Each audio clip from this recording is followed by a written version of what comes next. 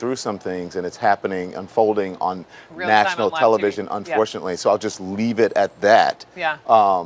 Because I don't want to cast aspersions on people. But his facts were wrong. And I think, and I don't mean this, I'm so upset by this story. I'm over it. I'm sick of talking about him. I want him to pick up a history book. As a matter of fact, go on. Well, I was just Maxine Crump, from your hometown, I Baton saw Rouge. Maxine today, yeah. Maxine was on the show last hour. Her great-great-grandfather was sold as a slave to Georgetown University, and she was like, we need to be rewriting our history books. These young people don't know. Right. Well, we need to include this in history books. We don't have to rewrite history, but we need to include that in history books. And I would start with, if I were Kanye, because I want to help you, Kanye. I would start with 1400s. And if I were him, I would look up Cape Coast Castle, which I visited in 2014 with my mother, and when we were talking about our backgrounds.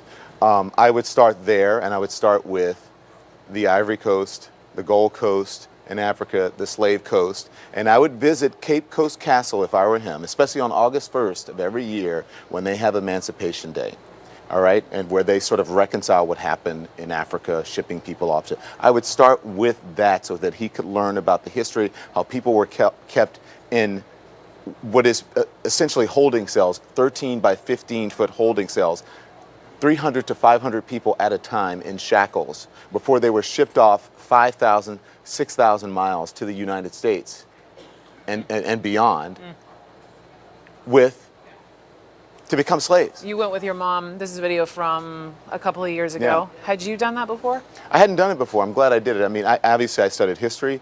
I grew up going to an all-black Catholic school, and we learned about those things. But I had never done that. But this makes it real. And there is a door before you got shipped off across that long, treacherous journey across the Atlantic. The last thing you saw was a door of no return. You walked through the door of no return. What was that like, feeling that? It was awful. Look, these are dungeons. We were in dungeons. That's where people were kept in before they were shipped off. It was terrible to realize that you had been housed in those horrid conditions, or black people, Africans, had been housed in those horrible conditions for months sometimes. And then that journey across the Atlantic lasted for months. And then when you got there, to think that was a choice, right? To go back to Kanye's that's not a words. choice.